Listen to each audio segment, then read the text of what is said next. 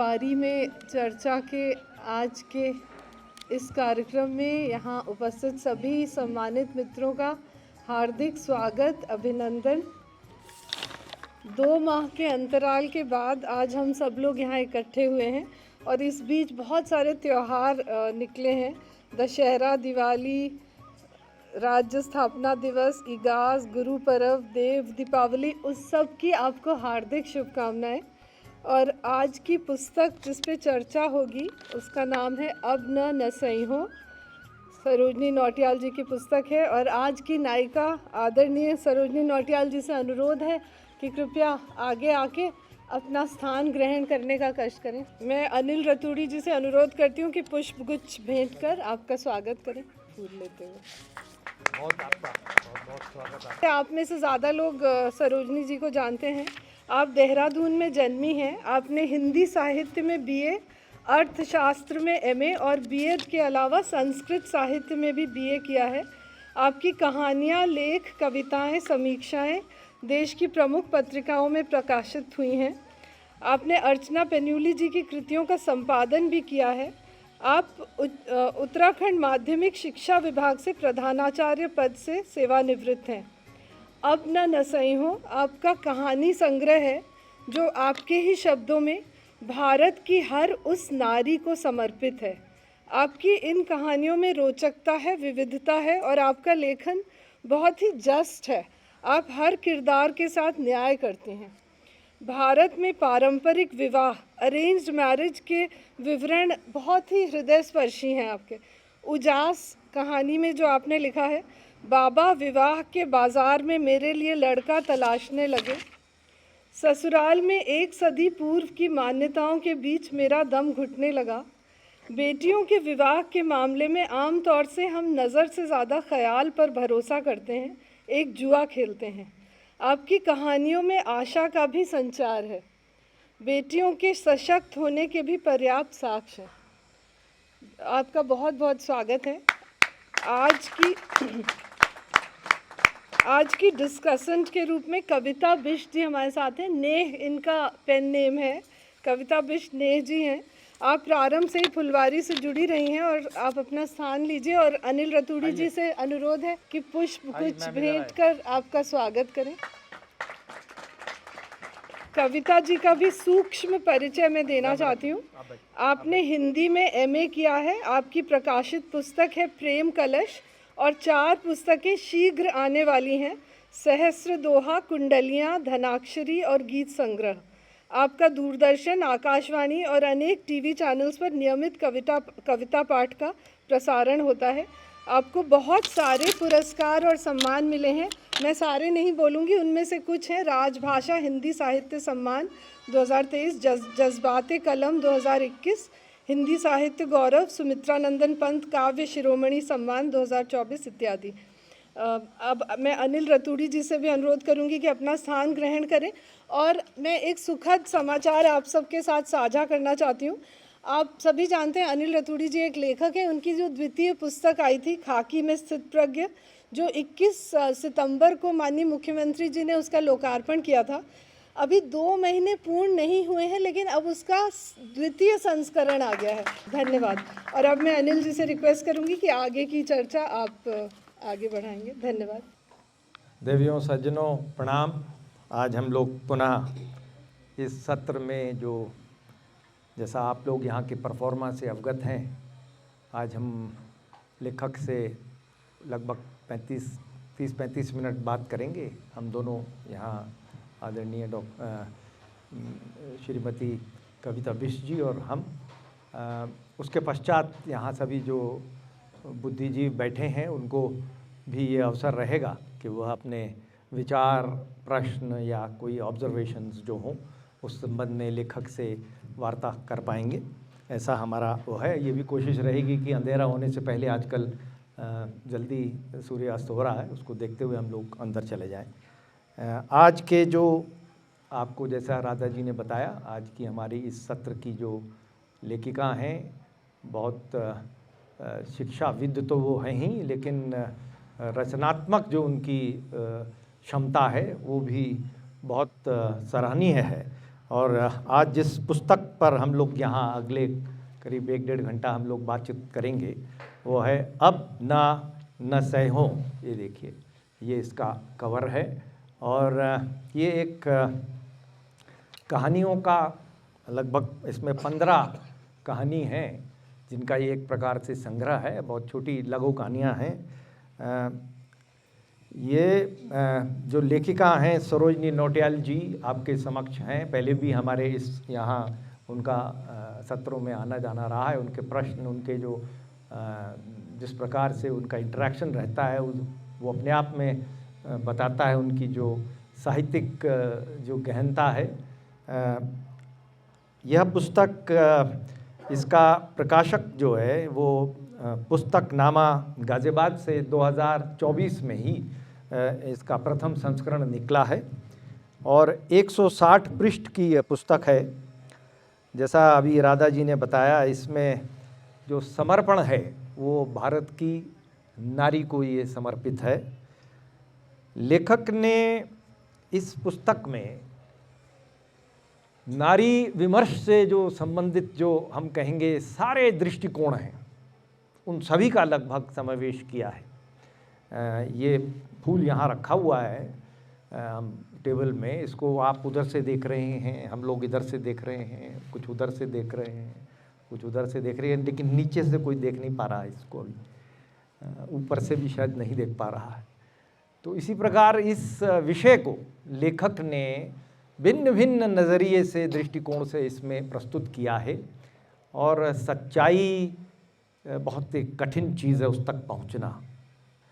और हम लोगों के मानव समाज में एक ज़माने में हम लोग जब वन में मनुष्य एक प्रकार से असभ्य तरीके से जीता था तब जंगल राज था और उसके बाद सभ्यता का आगमन हुआ और एक प्रकार से जंगल राज पीछे छूट गया।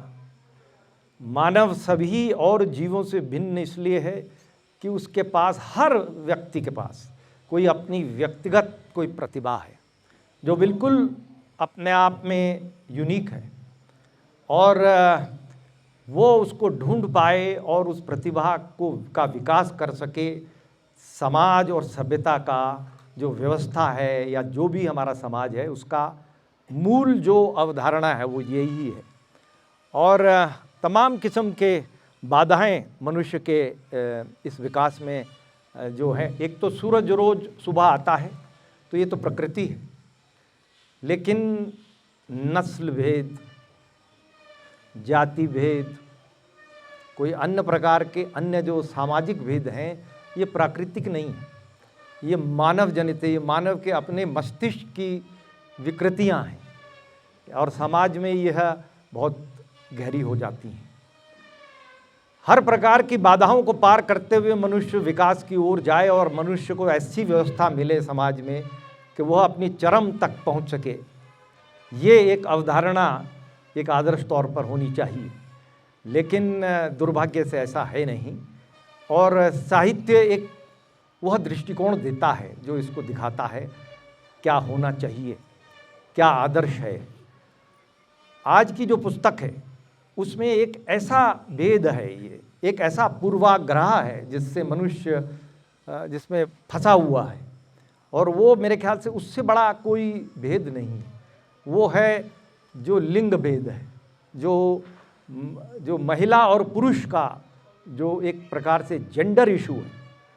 और यह केवल हमारे देश की बात नहीं है। अभी आपने अमेरिका में इलेक्शन देखा, वहाँ आइए डॉक्टर साहब, इधर आपके लिए सीट इस तरफ है, तो वहाँ भी महिला अभी तक उस कुर्सी पर नहीं बैठ पाई है, चाहे वो कितनी भी प्रतिभाशाली हो। और वो देश दुनिया का प्रजातंत्र और आज के जो हम कहेंगे संसार में सबसे नंबर 1 देश जो माना जाता है, वहाँ भी ये अभी ग्लास सीलिंग, अंग्रेज़ी में एक ग्लास सीलिंग नाम की एक फ्रेज़ है कि वो दिखती नहीं है लेकिन उसको तोड़ना बड़ा मुश्किल है। और बोर्ड रूम्स में जो कंपनीज़ के हैं उसमें महिला कितनी होती हैं, चाहे उनकी कितनी प्रतिभा हो। हमारे पास जैसे यहाँ बैठी हैं तमाम महिलाएं जिन्होंने अपने क्षेत्र में प्रतिभा से अपने सारी वो सीलिंग्स को तोड़ कर आई हैं। इस पुस्तक में महिला का जो यह समस्या जो समाज में एक पितृसत्तात्मक व्यवस्था जो है, एक पेट्रियार्कल जो सोसाइटी है, उस सोसाइटी में भारत के परिवेश में विशेष तौर से, चाहे वो, और उसमें एक और भी चीज़ ये है कि ये कहा, अगर जो ये हम सोचें कि ये इसकी विक्टिम या इससे पीड़ित खाली महिलाएं, वो मर्दों की वजह से ये है, महिलाएं भी स्वयं उस व्यवस्था से एक प्रकार से उनके अवचेतन में वो सामाजिक ताना बाना आ गया है। तो जो वो खुद भोगती हैं वो दूसरे को अपनी बहू को वो ही भुगाती हैं।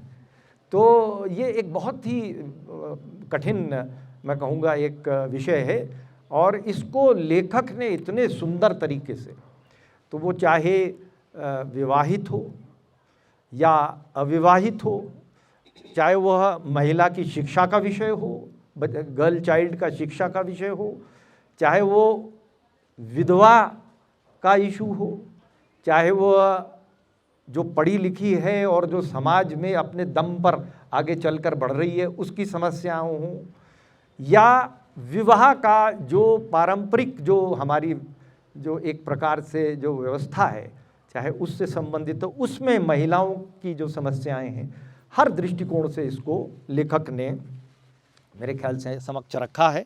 और इसमें 15 कहानियां हैं। लेखक ने जो अपने शुरुआती प्रेफेस में, उसके कुछ मैं पंक्तियां पढ़ना चाहूँगा ताकि मैं आप लेखक की जो भूमिका इसमें है उसके बारे में, स्त्री को लेकर हमारे समाज में जो धूप छाँव है वह मन को आंदोलित करती है।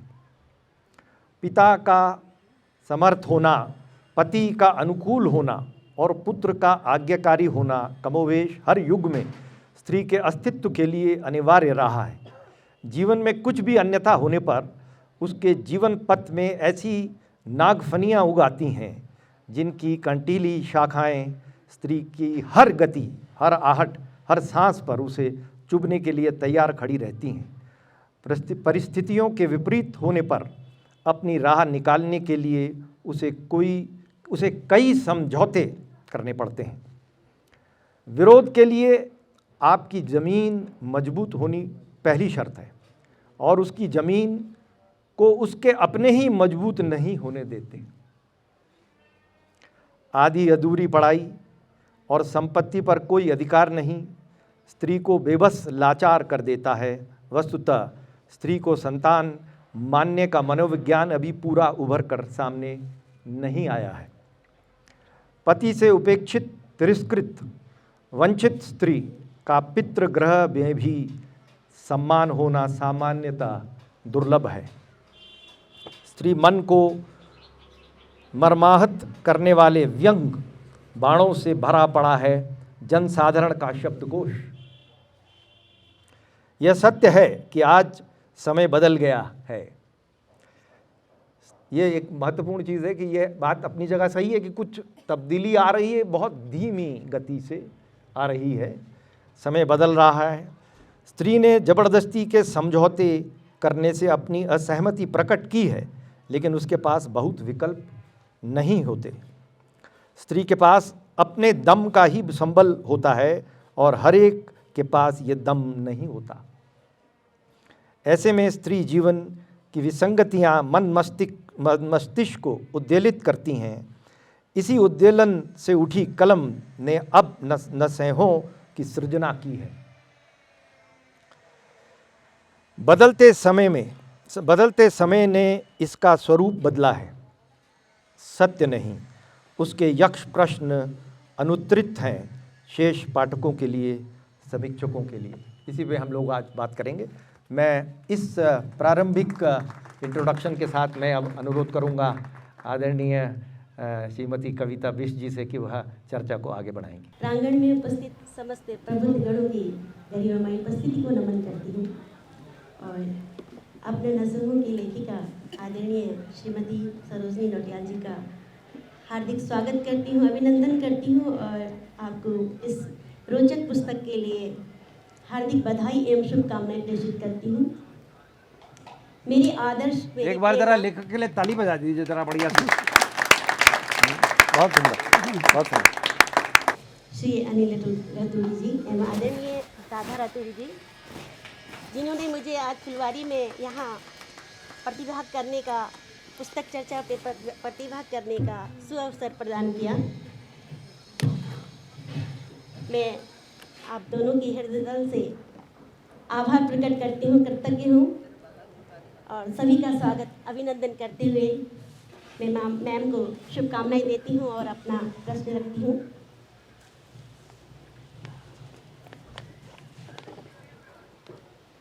हिंदी कथा साहित्य में स्त्री विमर्श, जिसमें नारी जीवन की अनेक समस्याएं देखने को मिलती हैं, हिंदी साहित्य में छायावाद काल से स्त्री विमर्श का जन्म माना जाता है। महादेवी वर्मा ने नारी सशक्तिकरण का सुंदर उदाहरण प्रस्तुत किया है। आज स्त्री विमर्श एक ज्वलंत मुद्दा है। आप आज के युग की वरिष्ठ लेखिका हैं। आपकी पुस्तक शीर्षक अब न नशे हो भावनात्मक एवं नारी सशक्तिकरण को दर्शाता है। भक्ति काल के शिरोमणि कवि तुलसीदास जी की पंक्तियाँ, अब लो नसानी अब न नशो हो, अब तक नाश होता रहा है बस अब बहुत और नहीं। ये सुंदर आपने जो आपका शीर्षक है वो पाठकों को बहुत अपनी तरफ प्रेरित करता है पढ़ने के लिए, और ये पुस्तक बहुत पठनीय है, बहुत उपयोगी है। आपकी पंक्तियाँ हैं कि हमारा सामाजिक और पारिवारिक मनोविज्ञान ताकतवर और कमजोर के मध्य एक जटिल सामाजिक संरचना को जन्म देता है। जो काम अपना नशों की नायिका नेहा ने 8 साल बाद किया, उसे वह पहले भी कर सकती थी। वह पंचिंग बैग नहीं है जो चाहे उसे ठोक दे। आपकी पंक्तियाँ बहुत प्रेरणादायक हैं। मैं आदरणीय लेखिका जी से प्रश्न करना चाह रही हूँ कि आपकी नज़र में इतने सालों तक सहना कहाँ तक उचित है? यह कदम वह पहले 6 महीने या 1 साल के अंतराल में भी उठा सकती थी। आज भी नारी कहीं ना कहीं, जहाँ समाज अशिक्षित है, जहाँ पुरुषार्थ को ज़्यादा उजागर किया जाता है, उन परिवारों में नारी उत्पीड़न शुरू हो जाता है। आप आज की नवविवाहिता या जो शोषण हो रहा है जिन नारियों का, अपने घर में उत्पीड़न सहती हैं, इस संदर्भ में आप उन्हें क्या संदेश देना चाहेंगी? सर्वप्रथम मैं फुलवारी संस्था को के प्रति अपना आभार व्यक्त करती हूँ कि उन्होंने मेरी कृति का ये अवसर दिया कि उस पर चर्चा हो रही है, और आप सबको धन्यवाद कि आपने अपना समय निकाला और इस चर्चा में शामिल हुए। देखिए, ये जो पुस्तक है और जो नारी विमर्श है, उसमें मैं ये कहना चाह रही हूँ कि इतनी दुविधापूर्ण स्थिति है, इतनी असमंजस की स्थिति है कि अब वो असहमत है, स्त्री कोई समझौता करने से असहमत है, लेकिन उसकी स्वातंत्र की परिभाषा ही परिभाषित नहीं है। किसे कहेंगे मुक्ति, किसे कहेंगे स्वतंत्रता? जो आपने प्रश्न किया है, क्योंकि उस स्वतंत्रता के मायने क्या होंगे, उसकी दिशा क्या होगी, वो वहाँ उसको वो कहाँ पर लैंड करेगी उसके बाद, यही तय नहीं है। ये बिल्कुल स्पष्ट है कि स्त्री के लिए चुनौती सबसे पहला उसका स्त्री होना ही है। दूसरी चुनौती तो फिर है। अब आपने कहा कि क्या प्रश्न था आपका? वो 8 साल तक, हाँ, 8 साल तक प्रतीक्षा क्यों की? उसने पहले अपने रिश्ते को समय देना चाहा, अपने रिश्ते को समझना चाहा, एकाएक कोई कदम नहीं उठाता। फिर वो नहीं चाहती थी कि उसके मायके वाले असहज हों, उसके मायके वाले परेशान हों। स्त्री बहुत सहती है, वो अपने उस पर दबाव ससुराल का ही नहीं होता, मायके का भी होता है, भावनात्मक दबाव। वो नहीं चाहती कि उसके कष्ट मायके तक जाएं। एक सीमा पार होने के बाद ही मायके वालों को पता चलता है कि उनकी कन्या खुश है, संतुष्ट है अथवा नहीं। इसलिए मैंने शायद कहीं लिखा भी है, किसी कहानी में इसमें नहीं है लेकिन किसी और कहानी में होगा, है मतलब कि लड़की जितना बताती है उतना तो विश्वास करो ही, उस पर भी विश्वास करो जो उसने नहीं बताया। बहुत अच्छे। तो ये जो आप कह रहे 8 वर्ष, वो 18 साल भी हो सकते थे जी। लेकिन 1 साल नहीं हो सकता था, 2 साल नहीं हो सकते थे। उसने अवसर दिया, समायोजन का प्रयास किया और ये उसे करना भी चाहिए था। लेकिन जब उसने देखा कि उसके अपमान का कोई कारण नहीं है, उसका व्यवहार जन्य कारण नहीं है, उसका योग्यता जन्य कारण नहीं है, उसका बिला वजह अपमान हो रहा है, तो उसने कहा ठीक है। और उसने ये भी महसूस किया कि उसके मायके वालों का इतना संबल नहीं है कि उसके इस कदम को वो एकदम से सहमति दे दें, तो उसने अपने दम पर ये कदम उठाया और उसको जस्टिफाई किया, उसको औचित्यपूर्ण ठहराया। तो कदम उठाना तो बहुत आसान है, उतना कठिन नहीं है, लेकिन क्या आप ही उसको जस्टिफाई कर पाएंगे? लेकिन उसने किया, उसने कदम उठाया। ये कहानी अब न नसे हो, जो शीर्षक कहानी है उसी की बात हो रही है। इनफ इज इनफ, ठीक है सह लिया, बट इनफ इज इनफ, अब नहीं। लेकिन अब नहीं के मुकाम तक पहुंचने के लिए उसने अपने को योग्य बनाया और भली भांति उसका औचित्य सिद्ध किया। विषय बहुत जटिल है, इस पर इतने आसान इसके उत्तर नहीं हैं, ये हम लोग सभी अवगत हैं इस बात से। एक विषय बहुत महत्वपूर्ण है, वो है विवाह। हमारे समाज में विवाह, अगर जो सनातन जो समाज है उसके विवाह को आप देखें तो वो एक प्रकार से कोई करार नहीं, कोई कॉन्ट्रैक्ट नहीं, वो एक सेक्रमेंट है, एक पावन चीज़ है जो ये आस्था है कि ये परमात्मा बनाता है, ये संयोग से परमात्मा बनाता है। और उसमें एक प्रकार से हमारी जो संस्कृति है उसमें आपने बहुत सुंदर तरीके से उसको आप लाई हैं। जैसे आपकी जो कहानी है आखिर क्यों, अब वो दीदी जब भी घर में आती है तो परिवार में एक प्रकार से दहशत हो जाती है। वापस जब अपने ससुराल से वो अपने घर आती है तो छोटी वाली बहन जो है वो ये बड़ी सोचती है इस बात को कि ऐसा क्या है कि जब भी ये आती इनके चेहरे पर एक ऐसा भाव रहता है कि पिताजी हों या परिवार वाले हों, सबके मन में एक दहशत हो जाती है। और ये अपेक्षा रहती है हमारे समाज में कि लड़की की जब शादी हो जाएगी तो वो दूसरे घर की हो जाती है।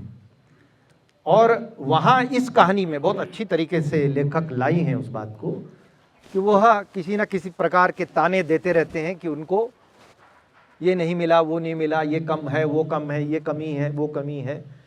और वो तनाव में वह लड़की अपने ससुराल में जी रही है, वह अपने परिवार को जो भी लिखती है या सूचना मिलती है, घर आती है जब भी वो, तो परिवार में एक दहशत का माहौल हो जाता है।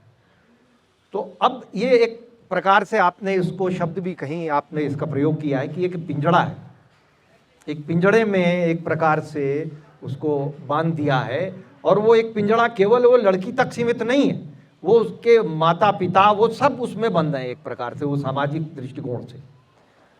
तो अगर जो हम इसको, मैं आपसे ये प्रश्न पूछना चाहता हूँ, मैं समझता हूँ कि इसका उत्तर इतना सरल नहीं है। एक दूसरी कहानी आपने इसमें रखी है जिसमें लड़की अपनी इच्छा से विवाह करती है, बदलते आसमान, बदलते आसमान। अब जो एक और इसमें कहानी है जिसमें वह किसी से प्रेम करती है और शादी उसकी एक दूसरे व्यक्ति से परिवार में करा दी जाती है। तो चाहे वो प्रेम विवाह हो, वो भी नहीं हो पाया, चाहे वो, क्योंकि वो दूसरे से शादी करा देते हैं, और जो परिवार वाले पारंपरिक दृष्टिकोण से शादी कराते हैं उसमें वो पूरा पिंजड़े में सारे बंद हो जाते हैं। अब एक इसमें आपने दिया है जो बदलते आसमान है, ये एक तीसरा उस पर मैं कहूँगा डायलेशन है उसी थीम पर, जिसमें प्रखर और स्वाति हैं। तो ये जाति से बाहर है, समाज से भिन्न है, एक साथ वो पढ़ते हैं जहाँ वो मिल जाते हैं। और इस पर एक ऐसी लड़की जो बहुत प्रतिभावान है, सुंदर है, एक जिसे कहेंगे कि एक परफेक्शन पर थी, उसके लिए कितना कठिन उसी प्रकार से एक वर ढूंढना हो जाता है। ये भी आप बड़ी अच्छी तरह से इसमें लाई हैं आप, वो बहुत एक उसको आपने उठाया है प्रश्न को बहुत अच्छी तरह से। और फिर वो अपने परिवार से एक प्रकार से हिम्मत कर कर अपने रास्ते पर जाती है और वो विवाह करती है। और विवाह करने के बाद बड़े कमाल की बात ये होती है कि वो सफल हो जाता है विवाह, और जाति के बाहर परिवार के विपरीत, और परिवार वाले भी लास्ट में लाइन में आ जाते हैं और बच्चा भी होता है। उसके बाद वो स्वयं जो है अपनी नौकरी से रिज़ाइन करती है, जबकि बहुत प्रतिभावान वो बच्ची है। तो माँ उसकी जो खुद अपने आप पढ़ी लिखी है वो बड़ी उसमें है कि भाई तुम बच्चे को तो मेहरी देख लेगी, आप उसके लिए अपनी नौकरी क्यों रिज़ाइन कर रहे हो। तो वो जो लड़की है स्वाति, उसकी जो अपनी बुद्धि, विवेक, मूल्य उसी परिवार से निकल के बिल्कुल भिन्न होते हुए बिल्कुल सही दिशा में है। उसने लड़का जात से बाहर ढूंढा और वो अच्छा लड़का निकला। वो उसके बच्चे को भी देख रहा है और वो स्वयं जो है ये प्रतिभावान होकर, जो कि बड़े बड़े मर्दों से बेहतर नौकरी कर सकती थी, बच्चे के समय पर जब बच्चा होता है वो रिज़ाइन करके बच्चे को देखती है। समय के हिसाब से एक प्रकार से चलती है अपनी बुद्धि और विवेक से। तो कोई एक वन साइज फिट्स ऑल जिसे अंग्रेजी में कहते हैं वो तो हो नहीं सकता है। लेकिन सवाल मेरा यहाँ ये है, प्रेम विवाह, पारंपरिक विवाह, सनातन धर्म का जो विवाह की जो अवधारणा है, उस विषय में क्या अच्छाइयाँ हैं, क्या बुराइयाँ, ये बहुत आसान काम नहीं है। इस संदर्भ में जैसा अभी आदरणीय कविता जी पूछ रही थी, युवा जो पीढ़ी है, जो आज के जो हमारे लड़के लड़कियां हैं, उसके विषय में आपका क्या वो रहेगा विचार? यही तो विसंगतियां हैं जीवन की, कि हम एक लाइन में कोई जजमेंट जैसा नहीं दे सकते, लेकिन ये कह सकते हैं कि अगर पति पत्नी या जिनका विवाह हुआ वो लड़के लड़की कहना चाहें, अगर उनका सामंजस्य ठीक है तो वो किसी भी बाधा से, किसी भी चुनौती से, किसी भी कठिनाई से अपना निकल जाएंगे और अपना मार्ग बना लेंगे। और जो जिस कहानी का आपने उदाहरण दिया है, बदलते आसमान, उसमें उस लड़की का ये कहना है कि मैंने अभी नौकरी छोड़ी है ना, क्योंकि मेरा अभी बच्चा हुआ है, मैं उसके साथ समय बिताना चाहती हूँ, उसको देखना चाहती हूँ। तो उसमें माँ कहती है कि मैं देख लूँगी, तो वो कहती नहीं, मैं उसके हिस्से का कुछ नहीं गंवाना चाहती और अपने हिस्से का भी कोई छोड़ना नहीं चाहती। मैं अपना बच्चा खुद पालूंगी, क्योंकि आप बहुत अच्छा पालेंगी, लेकिन मैं वो भी माँ के जो नैसर्गिक ममत्व है उससे वंचित होगी, और मैं भी बच्चे का जो वात्सल्य है उससे वंचित हो जाऊंगी। इस समय मेरा आसमान यही है, इस समय मेरा आसमान यही है। और ये कोई फिक्स चीज़ नहीं है, कल बदल सकता है। जब ये एक स्टेज में आ जाएगी तो हो सकता है मैं नौकरी ज्वाइन कर लूँ, लेकिन इस समय मेरा आसमान यही है। माँ आसमान बदलते रहते हैं, माँ आसमान कोई फिक्स नहीं है। बहुत अच्छे, बहुत अच्छे, बहुत अच्छे, बहुत सुंदर, बहुत सुंदर। वो कहती है ना कि तू क्या ऐसी रहेगी, माँ कहती है अपनी बेटी को। वो कहते क्यों, आपको मैं फ्री लग रही हूँ क्या, कि तो सुबह से शाम तक कितनी व्यस्त हूँ। कह रहे अरे ये काम तो कोई मेड भी कर लेगी, तो तू तो सूरज है, तुझे तो पूरा आकाश चाहिए चमकने के लिए। बेटी को कह रही है, तो तब वो कहती है बेटी कि माँ आकाश बदलते रहते। ये है उसका मैसेज कि सारी खुशी नौकरी या पैसा नहीं होता। खुशियाँ कई रूपों में हमारे सामने बिखरी हैं और कोई भी खुशी दूसरे का विकल्प नहीं है। कोई भी खुशी दूसरे का विकल्प नहीं है।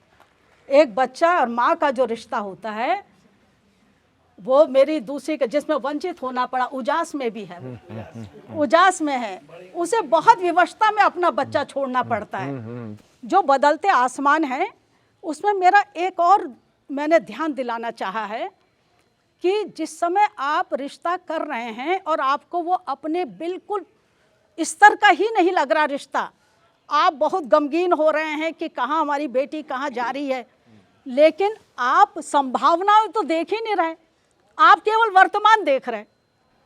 उनके बच्चे बहुत सुंदर ये फर्जी जो ढकोसला है समाज का और जो उसका दिखावा है उसको देख रहे हैं आप। बस उसने कहा ना, उसका देवर उसमें निकल गया था मेडिकल में, तो उसकी माँ तो बात ही नहीं कर रही उनके ससुराल वालों से, तो वो अपने पिताजी से कहती है पापा मेरे ससुर जी को बधाई जरूर दे देना, मेरा देवर मेडिकल में निकला।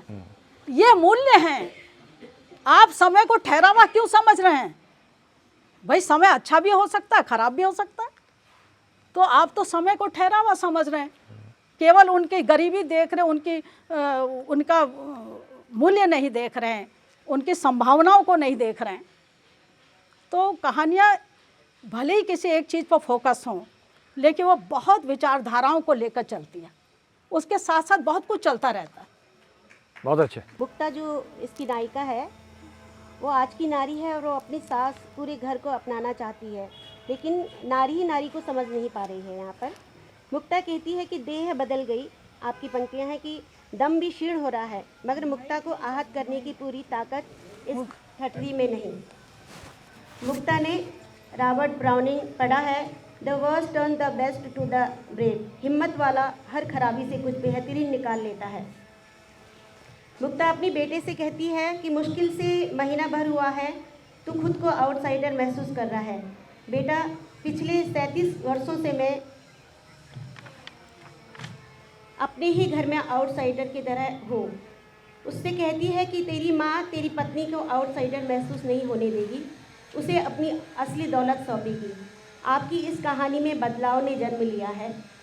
हर औरत मन की आज़ादी चाहती है, अब वह कुंठित नहीं रहना चाहती। जैसे कि सुमित्रा कुमारी चौहान जी कहती हैं कि आज़ादी से पहले की नारी केवल राजनीतिक आज़ादी नहीं चाहती, बल्कि सभी प्रकार की गुलामी से मुक्ति चाहती है। वह स्वतंत्रता नहीं, स्वराज्य चाहती है। आदरणीय, आप इस बदलाव को नारी के जीवन में कहाँ तक सफल पाती हैं? देखिए, जो आउटसाइडर कहानी का आपने जिक्र किया ना, ये एक दृश्य है लड़की का ससुराल में कि उसको बात बात पर अपने घेरे से अलग होना महसूस कराया जाता है, अलग होना महसूस कराया जाता है। उसके 37 वर्ष विवाह के हो गए और उसकी सास जी इंतज़ार करती हैं उसी शहर में रहने वाली अपनी बेटी का कि जब वो आएगी तो मेरी चेकबुक लिखेगी, कहीं देना है उनको कुछ पैसा। अरे बहू से नहीं लिखाएगी, बगल में वही बहू घूम रही है पढ़ी लिखी, और 37 वर्ष हो गए विवाह के, लेकिन इंतजार हो रहा है कि जब बेटी आएगी, और वो भी जल्दी में आ रही है क्योंकि उनकी व्यस्तताएं हैं। दूसरे घर जाके लेके आती है वहां से, और वो फिर पुराने घर जाएगी चाबी लेकर। एक ही कैंपस में पुराना नया घर बन गया है, तो पुराने घर जाएगी लेकर, फिर वो लाएगी जल्दी जल्दी चेकबुक और पासबुक और कहेगी जल्दी करो, तो कह रहे कि 5,000 का काट दे। तो वो देख रही बहू कि जो गांव की पार्वती है, अनुसुईया है, और ये हैं जो ताई जी हैं, उनके किस्से तो सुनने के लिए तो मैं हूँ।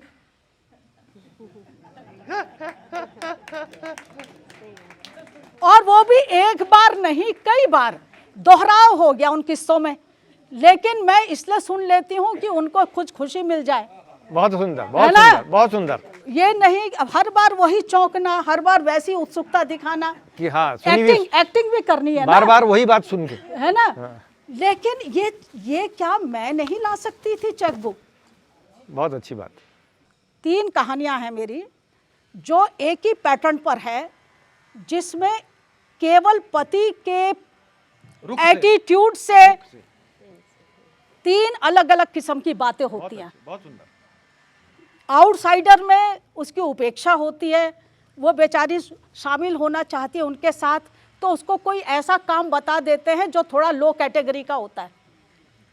आप ना किसी का अपमान कई तरीके से कर सकते हैं। आप नहीं, सॉरी, आप ना देखिए, ये बहुत महसूस करने वाली बात है। आप किसी का अपमान शब्दों से जरूरी नहीं करना, आप कई प्रकार से कर सकते हैं। वो उनके साथ रसोई में कुछ करना चाहती है तो उसको कपड़े लेने भेज दिया छत में, बहुत अच्छा, बहुत अच्छा। तो उसको कहे हम देख लेंगे, तुम कपड़े ले आओ।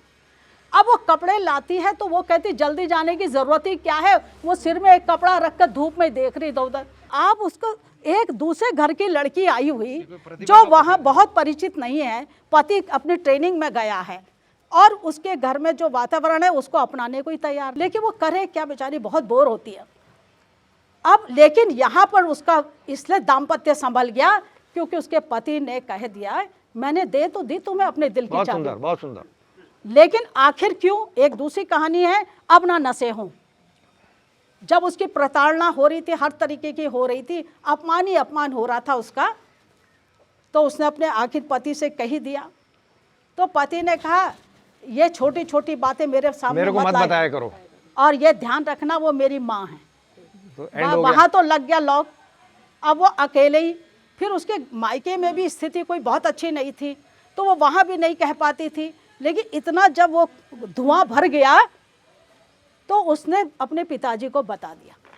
बहुत सुंदर, बहुत सूक्ष्म, मैं कहूँगा बहुत महीन इसमें विषयों को जिस प्रकार से लेखक ने उभारा है, बहुत सूक्ष्म है।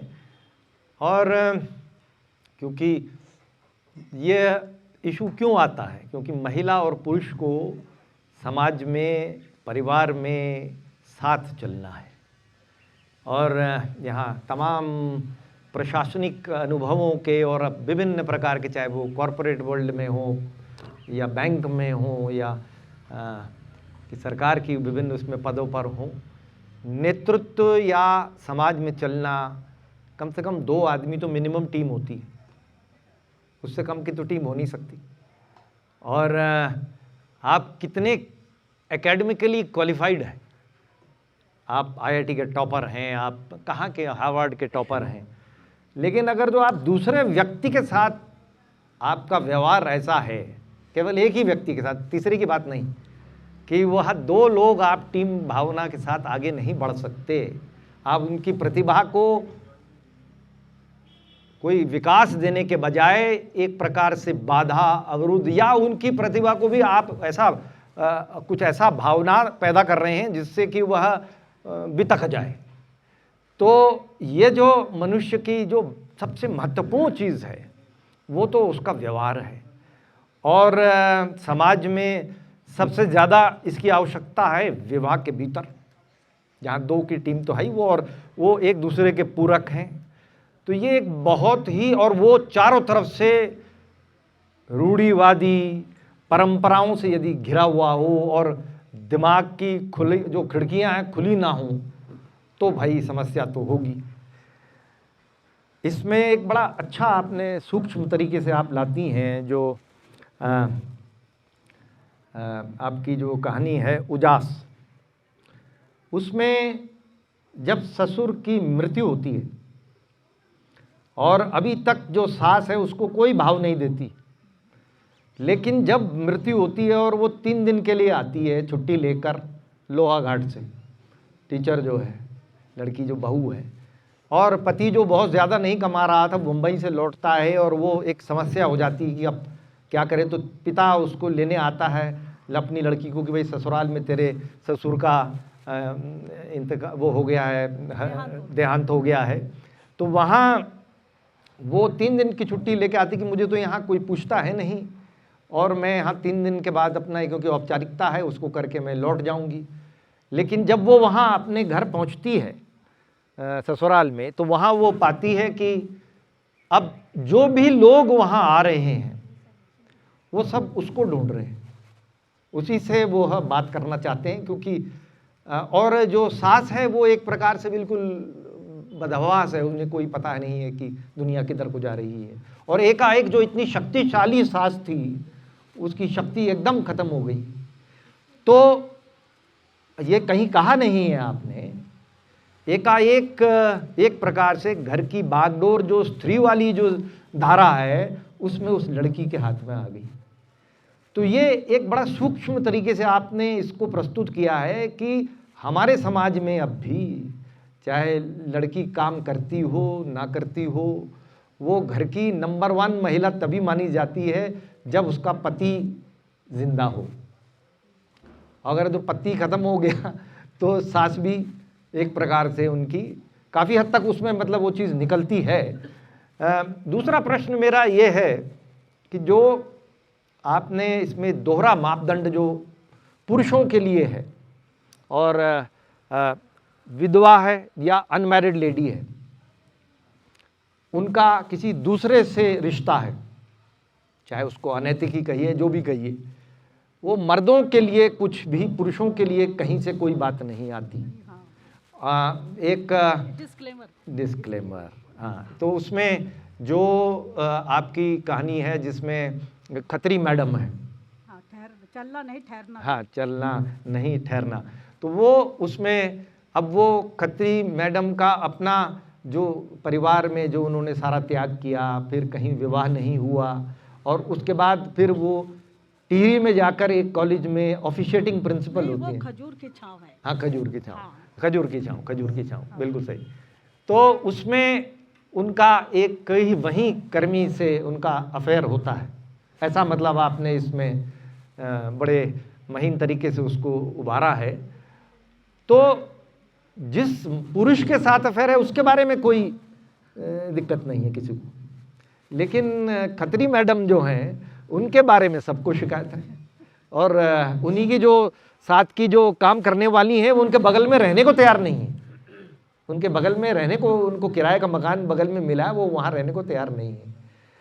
तो एक ये है, और दूसरी एक जो अपने पति को छोड़ देती है और फिर दिल्ली में वो किराए का वो रखती है जहाँ बच्चियाँ पढ़ती हैं और रहती हैं, हाँ, हॉस्टल में। तभी तो कह रही हूँ, हाँ, तभी तो, हाँ, तभी तो ये जो उसमें भी वो अपने एक प्रकार से ऐसी परिस्थिति में थी जहाँ उसका कोई जीवन का कोई अर्थ ही नहीं था, तो वो छोड़ के आती और फिर किसी तरह अपने जीवन को संवारती है। लेकिन उस पर सब लोग उसी की अपनी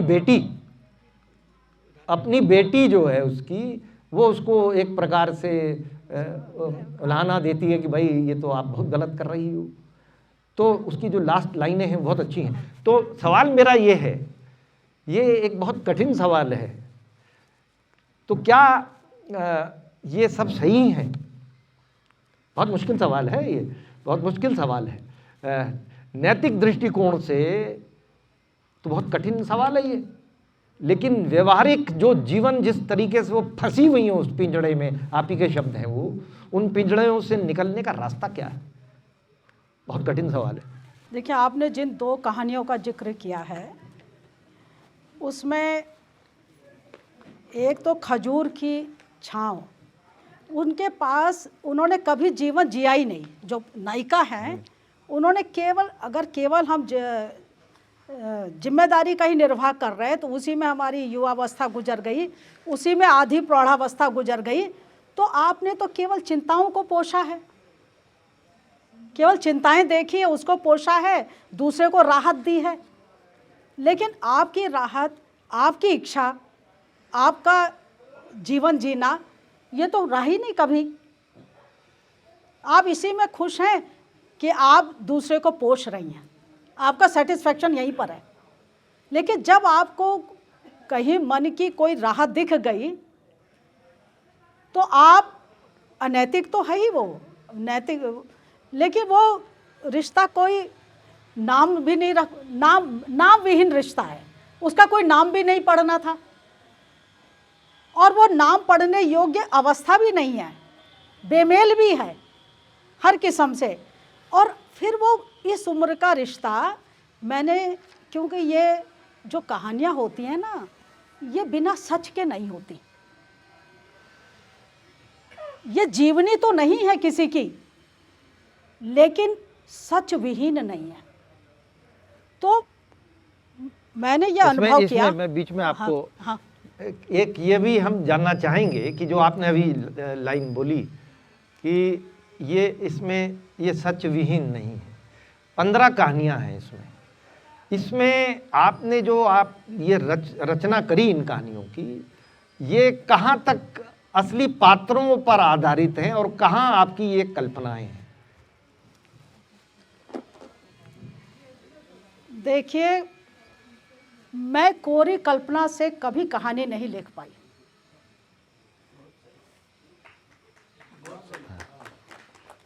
ये है, जब तक आपके पास सच ना हो और एक मजबूत सच ना हो, मुझे लगता है हम कहानी लिख भी नहीं सकते। हेलो, हाँ, उसमें वो सच ही तो आपको उद्वेलित करता है, झूठ थोड़ा उद्वेलित करेगा। हाँ, ये है कि जब हम उस सच हमें नहीं छोड़ता, जब सच हमारे अंदर के लेखक को जब नहीं छोड़ता, बड़े आलसी होते हैं लेखक, एकदम नहीं लिखना चाहते और चाहते हैं ये चिंगारी मर जाए तो अच्छा है, परेशान कर रखा है। बहुत अच्छे। मतलब लेखक एक थोड़ा आलसी जीव भी होता है ना। मैं सर ऐसा मानती हूँ, जैसे कहीं कोई पानी ब्लॉक हो गया है तो हम पहले उसको थोड़ा छेड़ेंगे ना, तब वो थोड़ा सा हिलेगा, तब शायद पानी निकल जाए, फिर कोशिश करेंगे, फिर वो निकलेगा, और जब वो निकल जाएगा तो पानी बहने लग जाएगा अपने आप। वही हाल होता है, वो फंसा रहता है। जब आप थोड़ा छेड़ेंगे थोड़ा खुलेगा, फिर जब आपने पकड़ ली बात को तो वो फ्लो की तरह कहानी बहने, कहानी खुद ही बहती है, हम फिर उसको लिखते नहीं हैं। तो ये जो कहानियां हैं ये सब सच पर है। बहुत अच्छे। सब सच पर है। एक एक पात्र इसका, एक एक पात्र मेरा परिचित है, दूर का या नजदीक का, सामने का या अप्रत्यक्ष का, लेकिन वो मेरा परिचित है। हाँ, उसमें घटनाएं और जो मैंने चरित्र उभारा है उसमें मेरी कल्पना है। बहुत अच्छे, बहुत अच्छे, उसमें बहुत अच्छे, बहुत अच्छे। तभी तो कह रही हैं, आपका शीर्षक है कहानी का, त्रेता द्वापर की अनहोनियां ही कलयुग में बहुतों का आदर्श बन जाती हैं। तेली की आंखों से वह नीलिमा को देख चुका था, सौदा हो गया, मगर इससे पहले कि वह नीलिमा को मकान के बिके हुए हिस्सों में ठेलता, नीलिमा भाग खड़ी हुई। नारी को उपभोग का साधन समझा गया, नारी की पीड़ा को आपने बखूबी से समझा है। 1960 के आसपास नारी सशक्तिकरण ने जोर पकड़ा और उषा प्रेमवता, कृष्णा सोवती, मन्नू भंडारी जी, शिवानी जी आदि लेखिकाओं ने नारी मन की अंतर्द्वंद्वों एवं बीती घटनाओं को उकेरना शुरू किया। आज स्त्री विमर्श एक ज्वलंत मुद्दा है। आप आज के युग की वरिष्ठ लेखिका हैं। आपकी कथाओं में नारी उत्पीड़न केंद्र बिंदु है। सभी कहानियों में नारी मनोदशा कमजोर प्रतीत हो रही है। क्या मैं पाठक के रूप में उम्मीद कर सकती हूँ कि आपकी आने वाली पुस्तकों में नारी का स्वरूप काली और चंडी के रूप में सशक्त मिलेगा? जो तभी तो मैं कह रही हूँ, जो शीर्षक है उसमें मैं उसके थोड़ा सा उसका बताऊंगी कि आम तौर पर हमारी ये धारणा है कि जिनके विगत में आप जो हमारी परिभाषाओं में चरित्र कहते हैं, जिसे अगर वैसा चरित्रवान स्त्री नहीं है तो हम उसको ये हक ही नहीं देते कि वो कोई चरित्र की बात कर सके। हम सोचते इसको तो हक ही नहीं है। तो वो अपनी बेटी को जब चेक करती है कि तुम किसके साथ जाती हो, किसके साथ, तुम रात भर कहाँ रहती हो, तो वो बेटी बार बार उसको कहती है चीफ अपनी माँ को। और वो जो हॉस्टल में लड़कियाँ थी जिन पर वो कंट्रोल अनुशासन का रखती थी वो महिला, वो सुनकर खुश होती थी कि हमको तो बहुत अनुशासित रखती है, और उसकी बेटी तो ठीक है, इसकी ठीक करती है इसको। हाँ, बेटी ठीक करती है। तो कहती है आप ना मेरा मुंह, एक दिन झगड़े में वो कह देती है अपनी माँ को कि मेरा मुंह मत खुलवाइए, पता नहीं पापा से आपकी शादी हुई भी थी कि नहीं। तो वो उसे कहती खबरदार, तुझे शर्म नहीं आती अपनी माँ से ऐसी बात करते हुए? तुम क्या जानती हो, जब मैं 17 साल की थी, पिता नहीं थे मेरे, और जब मैं 17 साल की थी मैं बल्ब फैक्ट्री में काम करती थी और 6 भाई बहनों के परिवार में मुझे ओवर टाइम करना पड़ता था। बेटा ये कुछ मैं नादान थी और कुछ मैं ना समझ, कुछ ऐसे डायलॉग है। और बेटी ये दुनिया बहुत खौफनाक है, खौफनाक तभी है। तो मैं कह रही हूँ, तभी तो मैं कह रही तभी हूँ, तो मैं कह रही ये दुनिया बड़ी खौफनाक है। तभी तो मैं कह रही हूँ। यानी तब उसकी बेटी चुप होती है और नीचे जो हॉस्टल की लड़कियां थी हंसती नहीं है फिर, रोज हंसती थी, जब बहस होती थी उस दिन हंसती नहीं हंसी। तो ये है कि ये बहुत अच्छे तरीके से लेखक उस जिसे हम कहेंगे कि एक प्रकार से जो विपरीत दृष्टिकोण था, उस पूरे सामाजिक जो एक प्रकार से धारा चलती है, उसके विपरीत जो एक बहुत कठिन दृष्टिकोण है, उसको समझाना बहुत अच्छी तरह वो उस कहानी के माध्यम से लेखक जो है, आखिर में जो लाइनें हैं वो इसी प्रकार हैं, तभी तो कह रही हूँ ये दुनिया बड़ी खौफनाक है।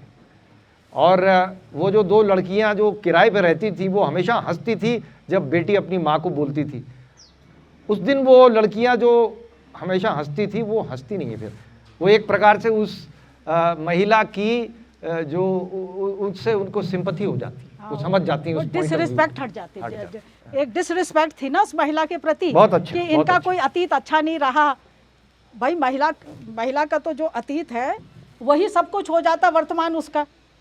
हाँ, अब आपने जो ये कहा कि आगे की, देखिए जो आप कह रही ना, आगे क्या काली या चंडी जैसे स्वरूप पर मैं लिखूंगी, मुझे तो काली या चंडी स्वरूप ही नहीं समझ में आ रहा, वो तो आत्मघाती कदम है।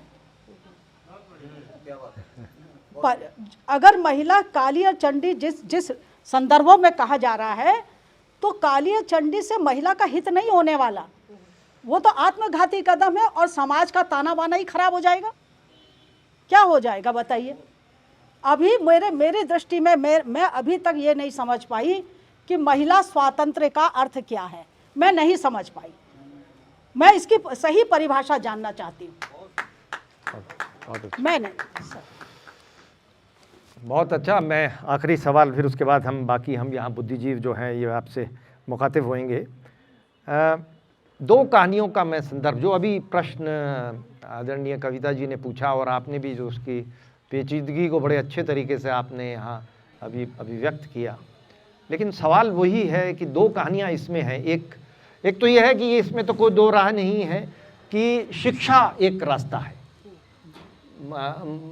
एक बालिकाओं को बचपन से शिक्षित करना और उनको अपने पैरों पे खड़ा कराना और उसके पश्चात ही विवाह की बात करना या विवाह में उसका मत लेना, हाँ जी। और जो सामाजिक ताने बाने में जो आडंबर है उससे हटके विवाह, ये इन चीज़ों को तो बुद्धिमान आदमी नहीं, समझते इसको- हैं, लेकिन इस पर तो स्वीकार हो चुका है। हम बढ़ चुके हैं इस पर तो। हाँ। अब सवाल इसमें 2 कहानियां आपकी हैं जो एक प्रकार से नई जो हमारी युवतियां हैं।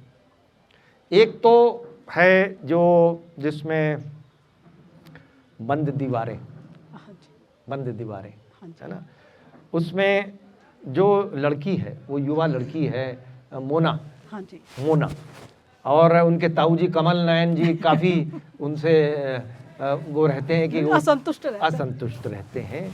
वो बाहर जाती है, फिर घर से अलग रहने के लिए कोशिश करती है, फिर घूम फिर के लास्ट में वो फिर से अपनी दीवारों में ही आ जाती है, बंद हो जाती है।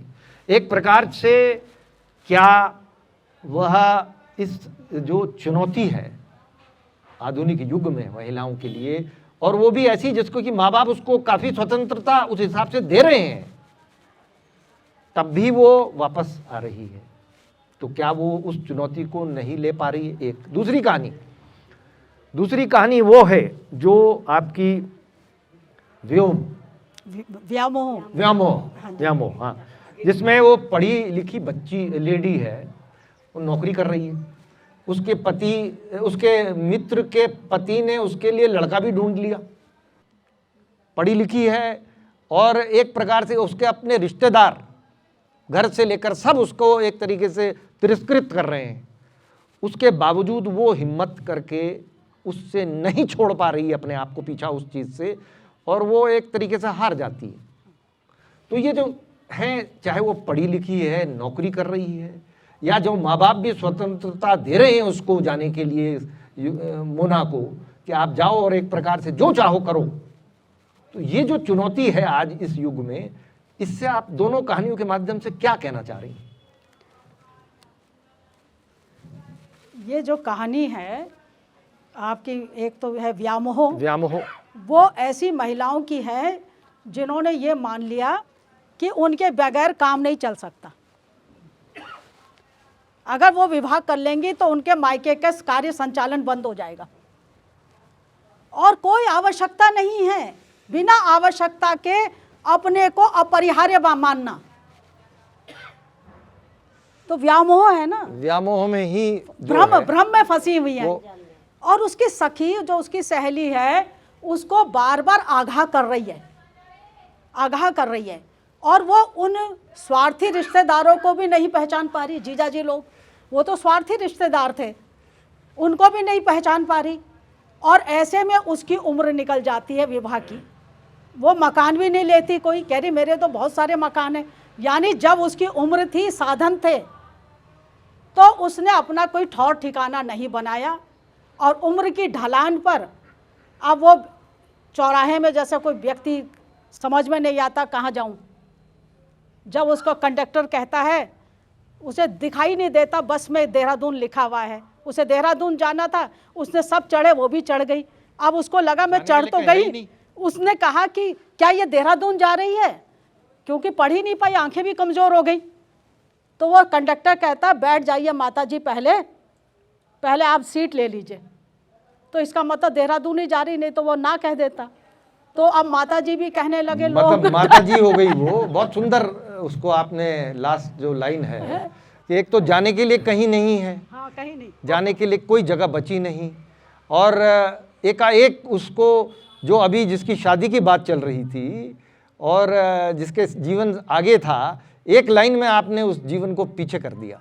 बहुत सुंदर, बहुत सुंदर। लेखक ने बहुत सुंदर अपनी जो बुद्धि है और अपनी जो उनकी अनुभव है जीवन का, उससे हम सबको बहुत यहाँ पर आनंद दिया। मैं अनुरोध करूँगा कि हमारे आदरणीय जितने बुद्धिजीव हैं, लेखक साहिबान हैं, जो भी, और हमारे देवियों सज्जनों, यहाँ मंच पर आकर अपना लेखक से आप मुखातिब होने का कष्ट करेंगे। संचालक, लेखिका और प्रश्नकर्ता कविता विष्णु को बहुत बहुत बधाई। इससे पहले मैं किताब पर आऊँ, तकरीबन सभी पुस्तकों की चर्चा हो चुकी है। मैं सरोजनी नौटियाल जी से पूछना चाहूँगी कि कौन सा ऐसा प्रेरक तत्व है कि आप सारी बहनें कहानी लिखती हैं? ये सवाल का जवाब पहले बताइए, तो मैं किताब पर बात करूँ। देखिए, इसका ये है कि एक तो बाल्यकाल से ही हमारे घर में पत्रिकाओं का, और अखबार तो एक सामान्य चीज़ है, पत्रिकाओं का आना जाना आती थी, और सभी भाई बहन स्कूल से दौड़ कर इसलिए आते थे कि पहले जल्दी मेरे हाथ में लग जाए। तो पढ़ने की आदत बचपन से है, लेकिन चलो एक तो शौक़ हुआ, और दूसरा मुझे लगता है ये जो नैसर्गिकता है या आनुवांशिकता है, जो भी है, ये माँ के पक्ष से आया है। क्योंकि मामा जी गणेश शैली जी वहाँ पर क्या नाम है, मसूरी में वो इंग्लिश के, हाँ, तो वो भी लिखते हैं और रीडर डाइजेस्ट में छपते हैं। तो मुझे लगता माँ के पक्ष से ही ये आया। बहुत अच्छा। बहुत धन्यवाद। जैसा कि लंबी चर्चा में तय हुआ, तकरीबन सारी कहानियाँ डिस्कस की जा चुकी हैं, और नारी मनोविज्ञान की और सशक्त नारी मनोविज्ञान की, जहाँ की अंतर्द्वंद भी है, संघर्ष भी है, पराजय भी है, उस ज़माने की कहानियाँ आपने स्वयं लिखा है कि काफ़ी पुरानी है, जब पहाड़ में अधिकतर पर्वतीय जीवन कहानियाँ हैं, जब जहाँ की लड़के लड़की का भेदभाव काफ़ी था, लड़की की शादी हो जाए कैसे हो, क्या हो, बहुत सारी बातें उसके साथ थी। आपने ठीक ही लिखा है अपनी डिस्क्लेमर में, ज़रूरी नहीं कि ज़िंदगी कहानी में उतरती हो, कभी कभी कहानी भी ज़िंदगी में उतर जाती है। तो कहानियाँ ज़िंदगी में आपकी उतरी हैं और आपने इतना सशक्त लिखा है। एक कहानी है, सब कहानियों पर चर्चा तक, वटवृक्ष, और उसमें भी हाँ, उन्होंने बहुत कितना सुंदर, अच्छा बहुत अच्छा। लिखा उस लड़की के बारे में कि परिवार की बुनियाद दीदी की शिला में एक मजबूत पत्थर लग गया, दीदी ने बड़ी राहत में दी, प्रदीप उसमें निकल गया।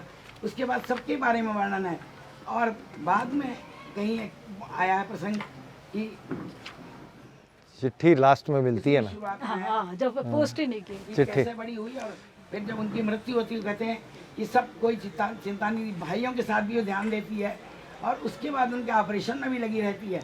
और फिर कहते हैं कि खामोशी तो कुछ पल दीदी के साथ हम लोग कमरा खोला, कालीन धूप में रखा, वही कालीन जो गोचर के मार्ग में दीदी के साथ लाई थी, खिड़कियाँ खोलो, ठहरी धूप कमरे में पसर गई थी, दीदी के अंतर्मन कहीं पढ़ते थी, पढ़ते कुछ ना कुछ ज्ञात, सर्वेश्वर ने यही तो लिखा था। फिर बाद में जो आता है कि जो कोशिश करती घर के लिए वटवृक्ष बनी रही, आखिर में वो लिखती एक संजनन पत्र बंद कर दिया। शिक्षा कोई 22-23 साल पुरानी है, एक माँ का अधूरा, 1 से 2, 3, 4, 5, 6 लिफाफे और थे दीदी के हाथ के लिखे। सेवा में डॉक्टर चंद्रमोहन अवस्थी, विभागाध्यक्ष, अंग्रेजी स्वतंत्रता बलभद्र पीजी कॉलेज देहरादून। दीदी ने चिट्ठी लिखी और पोस्ट नहीं की, तो मौन एक तरीके से संवेदना बहुत बहुत सुंदर, पीड़ा बहुत जाती है। बहुत सुंदर, बहुत बहुत सुंदर। बड़ी बात है इसमें। और क्यों ऐसी बात हुई, ऐसी एक जगह और एक कहानी में था कि जब पिता मरते हैं लोग कहते हैं कि सब कुछ तो चले गए, खुद मेरे तो को चले दिखाइए, गए, 1 मिनट में और इसको बता लड़की देता को हूँ। अनब्याही छोड़ गए। ये जो मैम कहानी बता रही हैं, ये बहुत अच्छी कहानी है। उसमें बड़ी बहन जो है वो सारे परिवार को देखती है और प्रोफेसर है, और उसके बाद जब सबका वो एक प्रकार से वो अपनी शादी नहीं करती हैं और उनको ये सब समझते हैं कि भाई वट वृक्ष तो वो हैं ही उनके परिवार की, लेकिन लास्ट में जब उनकी डेथ हो जाती है तो दूसरी बहन जब जाती है और वहाँ देखती है तो लास्ट में एक चिट्ठी मिलती है जो एक उन्हीं के कोलीग ने उनको प्रपोज किया था,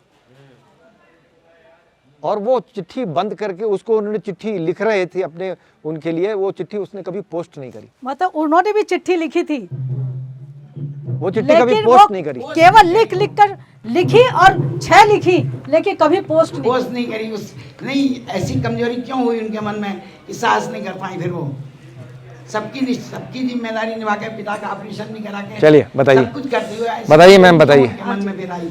देखिए उसमें एक लाइन जो अवस्थी जी ने लिखी, वो लिखी थी कि मोहिनी तुम एक बिंदु पर ठहर गई हो।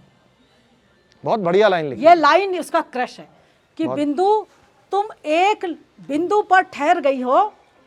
ये याद रखना कि समय एक जैसा नहीं रहता, यही मैसेज है उसका। बहुत सुंदर है कि अगर कोई इस भ्रम में है कि मैं चली जाऊंगी तो क्या होगा, तो ऐसा नहीं है।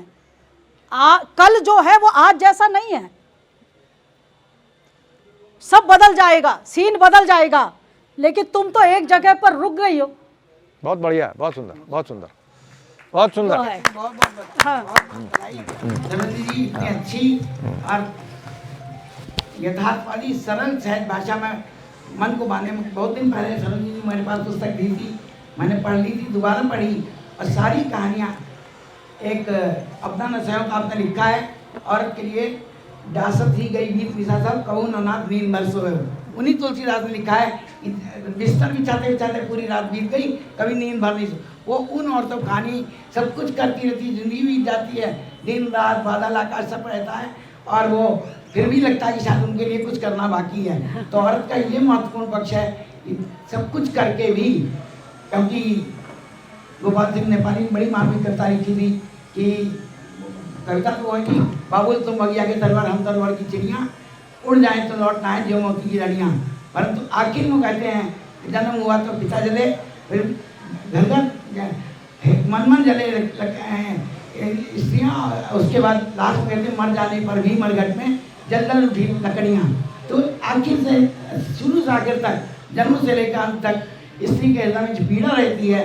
वो जलने की, लड़की हुई तो जलना, पड़ोस में चिढ़ना, तो ये स्थिति जो है। एक कहानी वो भी है शुरू में ही, जो वो कहते हैं मौसी की तो लड़कियां नहीं, बेटियां थी उनकी, हाँ बेटियां थी हाँ, उनकी। मतलब उनकी जो है, उनके सारे बेटे थे हाँ। तो उनकी बेटी नहीं थी। तो 3 बेटे थे तो भी कुछ नहीं हुआ। हाँ, तो क्या बेटियां बेहतर होती हैं?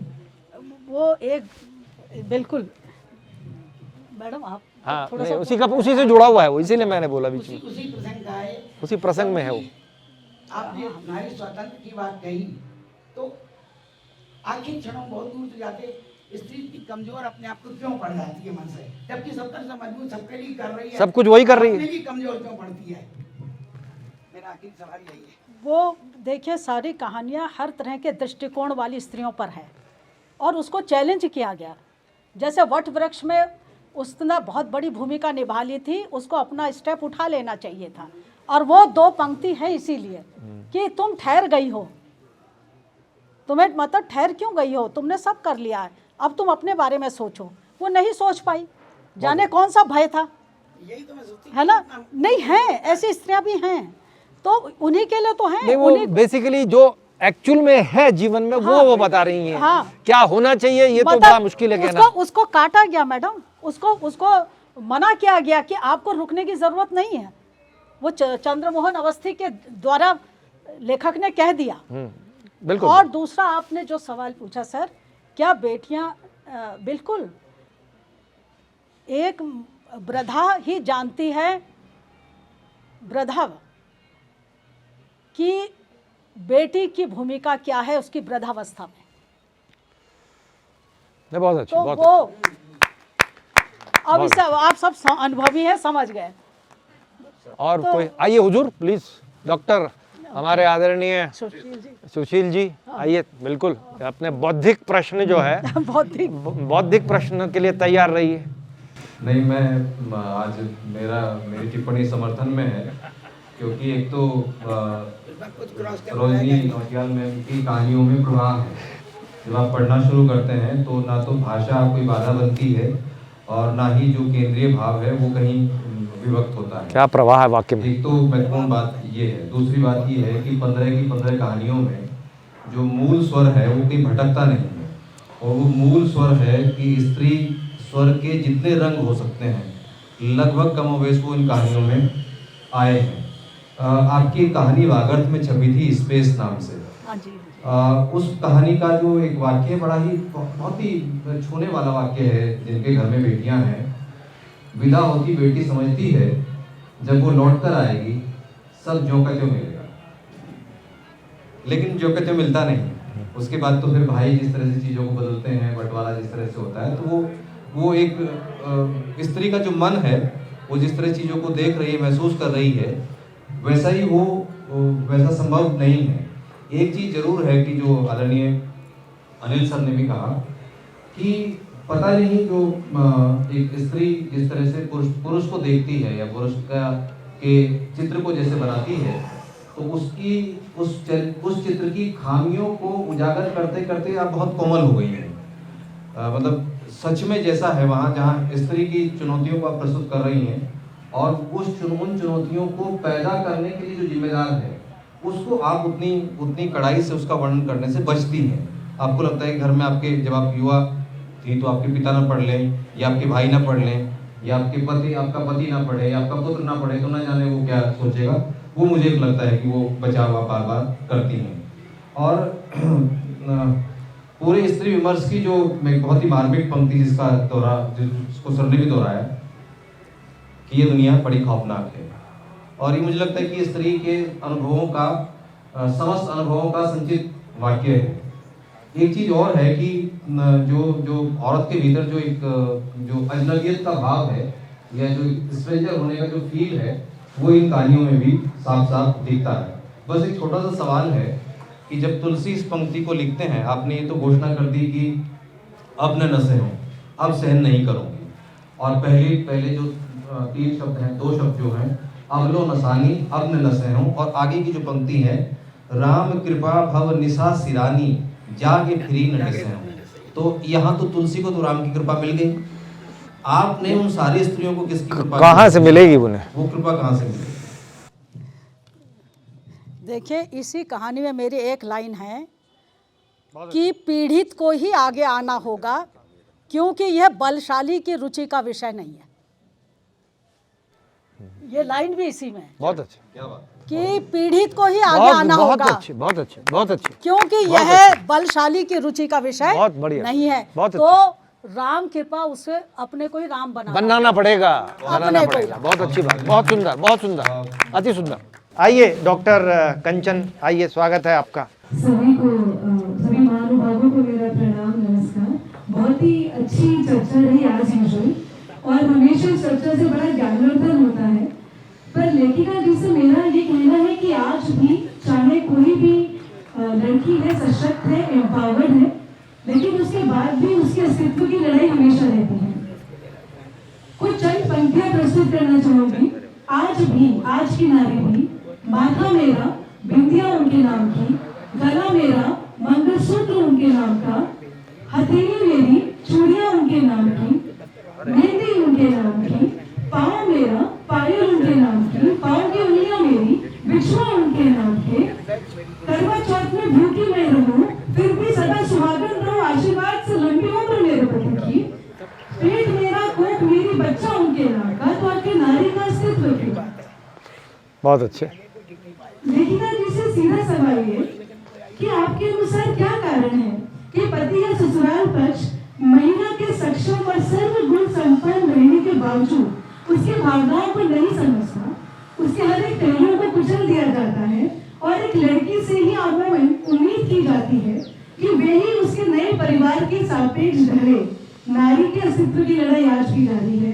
मैं आपका मत जानना चाहूँगी। ये जो आपने लक्षणा बांधी है, तो उसमें तो स्त्री की इच्छा का भी योगदान है। स्त्री खुद ही सजना चाहती है, वो स्वेच्छा है उसकी, और ये एक परंपरा में आ गया, ये जरूर है। इस दृष्टि से पुरुष मुक्त है, पुरुष स्त्री के नाम का कुछ नहीं पहनता। इसमें इस्मत चुगताई जी ने बड़ा अच्छा बोला ना, कि जब किसी महिला का पति गुजरता है तो उसकी चूड़ी तोड़ दी जाती है, तो जब किसी पुरुष का पत्नी गुजरे तो उसका चश्मा क्यों नहीं तोड़ा जाता है? तो या तो हम इस स्तर पर आ जाएं, बहुत अच्छे, बहुत अच्छे, या तो फिर हम इसी स्तर पर आ जाते हैं। उसका चश्मा, उन्होंने तो और भी कहा, हुक्का क्यों नहीं तोड़ा गया, चश्मा क्यों नहीं तोड़ा गया, उसकी लाठी क्यों नहीं तोड़ी गई, केवल स्त्री का ही। तो ये एक चुनौती तो है नहीं। तो मेन पॉइंट वही है कि उसका कोई वो जवाब नहीं है। हाँ, तो इसमें है, लेकिन आज बहुत बदलाव आ गया है। आज महिला जो पहनती है वो इच्छा से पहनती है, परंपरा से नहीं पहन रही है। ये बदलाव तो आपने अनुभव कर ही लिया होगा। तो समय बदल रहा है, मूल्य नहीं, मूल्य थोड़ा, मूल्यों को थामने की जरूरत है। मूल्य मतलब गलत बात हट जाए, लेकिन मूल्य पारिवारिक और मानवीय मूल्य रहने चाहिए। उसका संकट पैदा हो गया। बहुत अच्छे, बहुत अच्छे।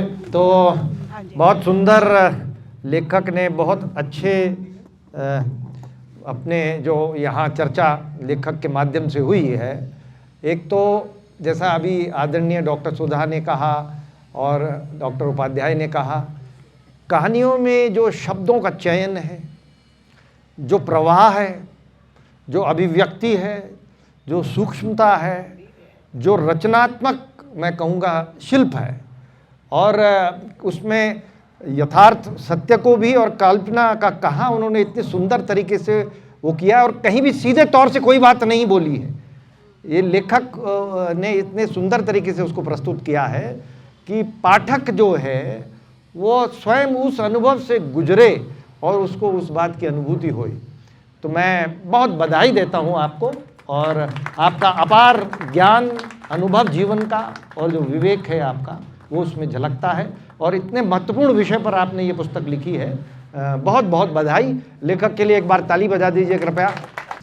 हमारे लिए जान से प्यारी है ये बेटियां, सारी जग की राज दुलारी है ये बेटियां, वेदों की ऋचाएं और भक्तों की है प्रार्थना, आंगन की तुलसी सी प्यारी है ये बेटियां, हमारे लिए जान से प्यारी है ये बेटियां, प्यारी है ये बेटियां। बहुत धन्यवाद हमारी लेखक आदरणीय सरोजनी जी को, और डिस्कसेंट कविता जी को, अनिल रतूड़ी जी को, और यहाँ सभी जो आप लोग यहाँ सम्मानित मित्र बैठे हैं, आपने इतने धैर्य से पूरा लगभग 2 घंटे की पूरी चर्चा आपने सुनी और उसमें सबने प्रतिभाग भी किया और बहुत ही रोचक चर्चा रही, क्योंकि आपकी पुस्तक ही बहुत रोचक है और विषय ही बहुत रोचक है। और सबसे बड़ी बात जो अभी आपने कही और जो चर्चा में निकल के आई कि आप बिल्कुल भी जजमेंटल नहीं हैं, मतलब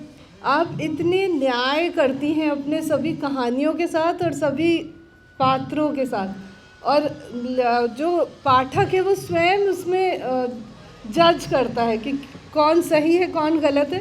लेखक की तरफ से कोई ओपिनियन नहीं आती उसमें, बहुत ऑब्जेक्टिवली आपने कहानियों को लिखा है, जो बहुत कठिन काम है। उसके लिए आपको हार्दिक बधाई और ईश्वर से कामना है कि ऐसे ही आप और बहुत सारी पुस्तकें लिखेंगी और हम लोगों को पढ़ने का मौका मिलेगा। और आप सबको यहाँ आने के लिए इतने ऐसे ठंड वाले मौसम में और जहाँ बहुत सारी शादियाँ भी हैं, सबके बहुत सारे कमिटमेंट्स हैं, लेकिन आप लोगों ने इतना समय दिया फुलवारी की इस चर्चा के लिए, उसके लिए आप सभी को हार्दिक हार्दिक बधाई। और बहुत सारे यहाँ पे अधिकारी लोग भी आए हैं जो अपने बहुत महत्वपूर्ण बैठकें छोड़ के आए हैं, तो विशेष पीछे बैठे हैं बहुत चुपचाप, लेकिन आपका बहुत धन्यवाद। विकास नगर से आई हैं झरना अभी, तो ये डीजी एजुकेशन है झरना कमठान जी, बहुत ही आपकी भी रुचि है पुस्तकों में, और रुचि रयाल जी भी उनके पास बैठी हैं, सब वरिष्ठ अधिकारी हैं, ललित मोहन रयाल जी हैं यहाँ पे। तो आप सबको और आप सबको जितने भी मित्र यहाँ आए सबको बहुत बहुत धन्यवाद, और इसी तरह से फुलवारी महकती रहे, आप सब लोग आते रहें, यही हम लोगों की प्रार्थना है। बहुत बहुत धन्यवाद। जय भारत, जय उत्तराखंड।